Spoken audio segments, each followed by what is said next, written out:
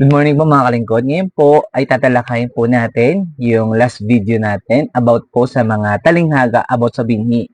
Yung mga binhi na nalaglag sa daan, nalaglag sa mabato, nalaglag sa matinik, at nalaglag sa matabang lupa. Unang-una po natin tatalakayin yung binhi na nalaglag sa daan at nalaglag sa daan at kinain ng ibon at nawala.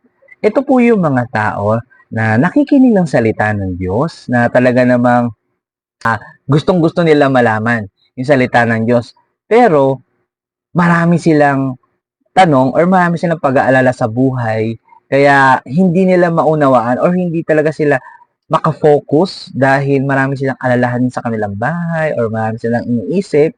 Kaya nung narinig nila yung salita ng Diyos, narinig nila pero hindi nila nauunawaan dahil yung puso nila ay hindi focus na pakinggan at unawain yung mga bagay na mensahe patungkol sa salita ng Diyos. Kaya yung mensahe na rinig nila, madali nawala kasi hindi nila naunawaan.